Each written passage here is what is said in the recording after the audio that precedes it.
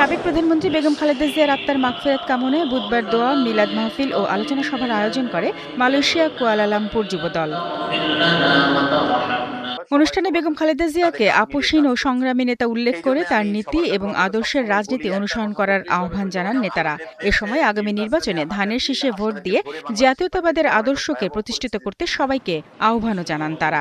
সবাইকে যেতে হবে দুনিয়া ছেড়ে, কিন্তু আমরা নেত্রীকে এত তাড়াতাড়ি হারাবো এটা আমরা কেউ কল্পনা করিনি। আমাদের নেতাকর্মীদের মাঝ থেকে এখনো শোক যায় নাই, অনেকেই শোকের ব্যাজ করে এখনো তারা সাধারণভাবে নিজেদের কাজ করতে গেলেও আমি দেখি তারা শোকের ব্যাজ করে আছে। সবাই যেন অন্তত খালেদা জিয়ার এই আদর্শকে আমরা প্রতিষ্ঠিত করতে পারি। নিঃস্বার্থ দল থেকে আমরা কিছু চাই না, দলকে দিতে চাই এবং দেশকে দিতে চাই। অনুষ্ঠানে মালয়েশিয়া বিএনপির সহসভাপতি এস.এম. রহমান তনু, যুবদলের সহসভাপতি শাহজাহান হাওলাদার সহ অনেক নেতাকর্মী উপস্থিত ছিলেন। শারমিন স্বপ্না, ৭১।